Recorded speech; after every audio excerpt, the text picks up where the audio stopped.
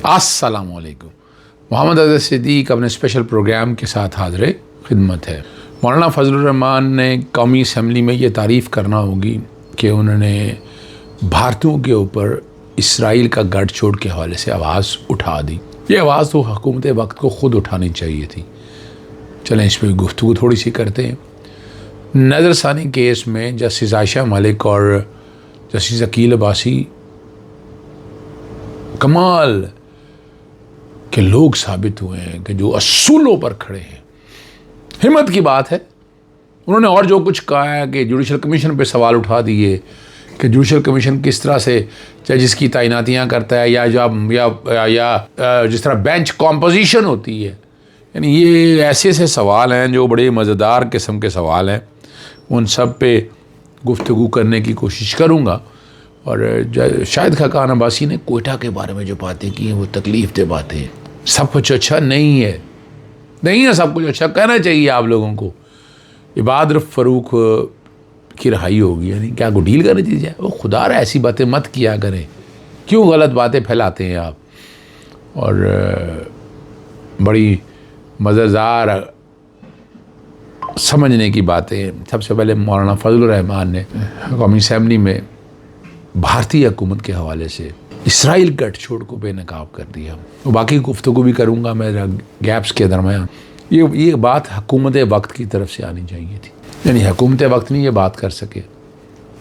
तो जो बातें हो रही हैं इसराइल को तस्लीम करने के वाले से, तो वो सारे किसी ना किसी सिमत में किसी एक सिमत की तरफ तो जाएंगी ना।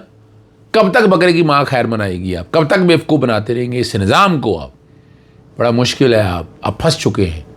इस निज़ाम से निकलना इतना आसान नहीं है। जो सबसे अहम इशू की तरफ ले चलते हैं। हालात बस आपके सामने हो गए हैं कि जस्टिस आयशा मलिक और जस्टिस अकील अब्बासी साहब ने लिखा फैसला जस्टिस आयशा मलिक साहिबा ने था, सीनियर जज होने के नाते। वो IT डिपार्टमेंट को भेजा सुप्रीम कोर्ट और वो अपलोड नहीं हुआ।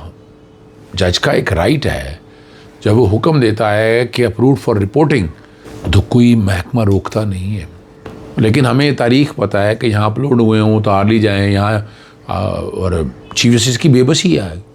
वैसे तो सुप्रीम कोर्ट का चीफ जस्टिस तो बेचारा है ही कुछ नहीं। बेचारा का लफ्ज़ कह रहा हूँ मैं। उससे बेहतर है हाई कोर्ट के चीफ जस्टिस। वो इतने ताकतवर हैं, वो बेंच बनाएं उड़ा दें, बेंच बनाएं उड़ा दें। और मैं हमेशा से ये बात करता आया हूँ कि आपने 26वीं आईनी तरमीम का फ़ायदा तो ले लिया, सुप्रीम कोर्ट ही नहीं है, सिर्फ हाई कोर्टों में बताएं। माँ सिवाय सिंध हाई कोर्ट के अलावा आईनी बेंच बताएं कहाँ बनाए आपने, बता देना। बड़ा शोर डाला था हम ख्याल बेंचेस, और हम ख्याल बेंचेस की बात होती थी। बेंच कंपोजिशन जिस तरह उसके लिए कानून लाया गया, हाई कोर्टों में ये कानून का इतलाक़ क्यों नहीं किया? सवाल उठाते हैं, जवाब चाहिए, बताएं। यहाँ तो जो मर्जी दिल चाहे, जो मर्जी जिस तरह मर्जी चाहे, जो मर्जी होता रहे। क्या बात करते हैं हम जो मर्जी बातें कहें। कुछ हक़ाइक़ और सच्चाइयाँ भी पता होनी चाहिए। लेकिन आप यहाँ से लगाएं, तहरीर किया था फैसला उन्होंने, लेकिन अपलोड नहीं हुआ। और जस्टिस आयशा मलिक का एहतजाज काम कर गया। और फिर मखसूस नशिस्तों का फ़ैसले पर नज़रसानी केस और इख्तलाफी नोट जो है सामने आ गया है। और जो बड़ी बात है, बड़ा लिमिटेड सा स्कोप है नज़रसानी में। ये अपील नहीं है। ये आप नज़रसानी जो मजाक और यानी अपनी मर्ज़ी से बैठे नज़र आ रहा है ना, कि यानी बता दें आईनी बेंच बनाने का मकसद आपको समझ आया कि जो हुकूमत अपने काम के फ़ायदे लेना चाहती है वो सामने आ चुके हैं। अब तो कोई डाउट रह नहीं गया। कौन कहता है ये मेरिट के ऊपर सारी बातें हो रही हैं? पीपल्स पार्टी का नून ने सिर्फ मुख्तसर हुक्मनामे पर नज़रसानी दायर की थी और ये कहा था कि PTI पार्टी नहीं थी तो कैसे सुन लिया गया। 7 माह गुजर चुके हैं, दोनों जमातों ने तफसीली फ़ैसला चैलेंज नहीं किया। और कमाल की बात है ये, हमारी राय जो है वो हतमी फ़ैसले में दी जा चुकी है और ऑब्जर्वेशन के ऊपर नहीं, मखसूस चीज़ों पर नज़र की दरखास्तें हम खारिज करते हैं। लेकिन मेरा यहाँ थोड़ा सा इख्तलाफ है। जस्टिस आयशा मलिक साहब ने यह भी कहा कि इसमें जजिस की शमूलियत के ऊपर कोई एतराज़ नहीं उठाया। पाकिस्तान तहरीक साहब ने कहा क्यों एतराज़ नहीं उठाया कि इसमें जजिस होने चाहिए थे पुराने। फिर मैंने एक एतराज़ बड़ा खुल के उठाता रहा हूँ कि पहले 26वीं आईनी तरमीम सुने, फिर नज़रसानी की दरखास्तें सुने। ये भी नहीं एतराज़ उठाया गया। अब ऑब्जेक्शन तो उठाए हमने, क्यों नहीं ऑब्जेक्शन उठाते अब आपने? और फिर इसमें बड़ी ज़बरदस्त बात की गई है और उन्होंने जो साथ सामने रखी है बेंच की कंपोजिशन के ऊपर भी, जो जजेज ऑथर जज है वो यहाँ मौजूद हैं, उनको रिव्यू में दाखिल ही नहीं किया। और ये कोई आईनी बेंच के कॉन्टेक्स्ट के हवाले से, आईनी बेंच के हवाले से बात देख रही थी, इसमें बाकी जजेस का क्या ताल्लुक इस हवाले से? ये नजरसानी सुन रहे हैं आप, अपील नहीं सुन रहे आप, वो जजेस शामिल नहीं होने हैं।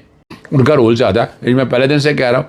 अब आगे अगर अदालतों ने कहा है, अगर सुप्रीम कोर्ट के 2 जजेस ने कह दिया, मैं तो पहले दिन से कह रहा हूँ कि जिस तरह की कंपोजिशन बनाई गई है वो कंपोजिशन में हम जैसा बंदा इतफाक नहीं करता है उस बात से। पाकिस्तान तहरीक इंसाफ के वकला को खुल के सामने आना चाहिए और ये बात करनी चाहिए। मैंने आपको पता नजरसानी की दरख्वास्त यहाँ दायर की हुई अपना जो मखसूस रिश्ते देने के हवाले से, जो पार्लियामान ने आइन तोड़ा है, उसमें सुप्रीम कोर्ट के फैसले पर अमल दरामद की मैंने मुतफरक दरख्वास्त भी दी। वो मैं दरख्वास्त अब आइंदा तारीख पर वापस ले लूँगा। मैं कहूँगा जी आप मेन पे अब सुने, अब तो यहाँ नजरसानी की बातें चल निकली हैं और नजरसानी जब होगा तब देखी जाएगी।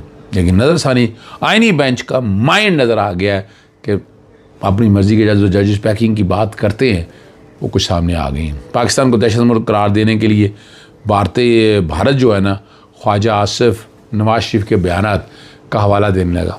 पाकिस्तान के वज़ीर दिफा और साबका वज़ीर आज़म ने माना है कि इन ग्रुप्स के साथ पाकिस्तान का क्या रिश्ता रहा है और ये ख्वाजा आसिफ के हालिया बयान की तरफ इशारा है।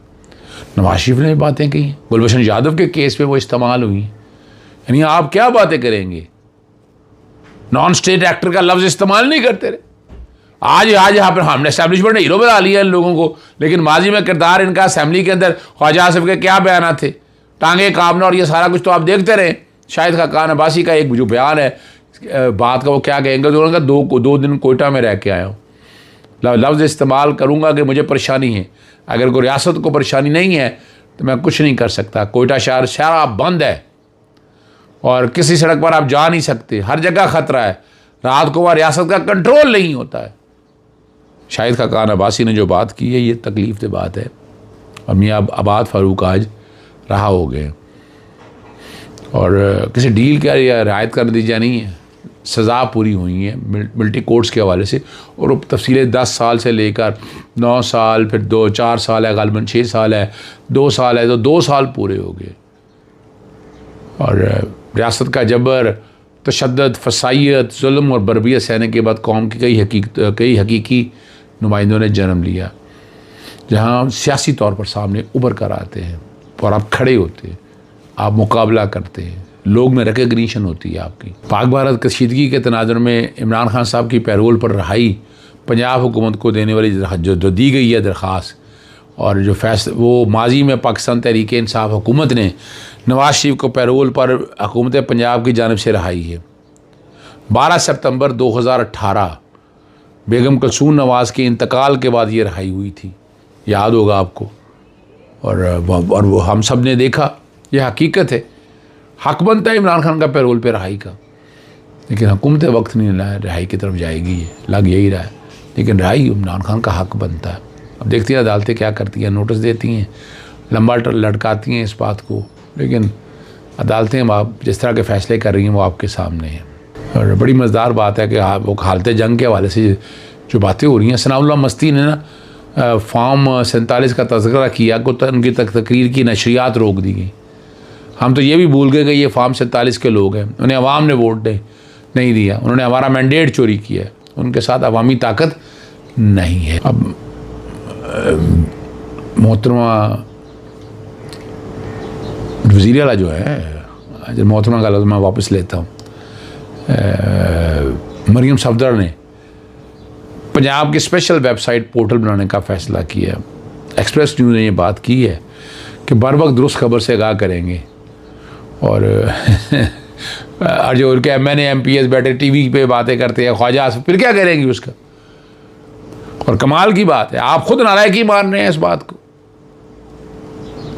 और सेक्रेटरी दाखिला जो Noorul Amin chairman Pakistan Punjab information technology board को 24 घंटे में पोर्टल बनाने का टास्क दे दिया।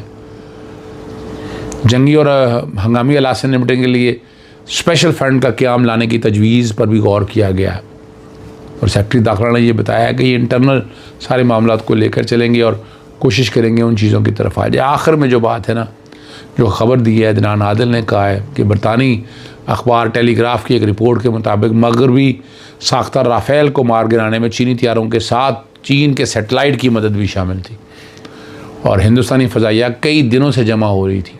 180 तैयारे मगरबी महाज पर थे जिसका मकसद बालाकोट को दोहराना था, पाकिस्तानी दिफा को तोड़ना था। अब ये बातें और स्ट्रेटेजिक बालादस्ती की तस्वीर को बहाल करना था। चीनी J-10CB मिज़ाइल 300 किलोमीटर से ज़्यादा रेंज के साथ तैयार थे। जो कुछ भारत ने देखा है ना, वो सिर्फ पाकिस्तानी पायलट नहीं थे, बल्कि इस स्कर्दू से पस्ती तक फैला हुआ चीन का मुकम्मल फ़ज़ाई जंग का नज़रिया था, जिसे राफ़ेल ने कभी आते हुए नहीं देखा और मुबीना तौर पर दरमियानी फ़िज़ा में मार गिराया। और ये सारी जो बातें ये सामने हैं। वैसे भी याद रखिएगा, एक और बात बड़ी ज़बरदस्त है, इशारतन करता हूँ, इस पर बात मैं गुफ्तगू ज़रूर करूँगा। पाकिस्तानियों को हज करने में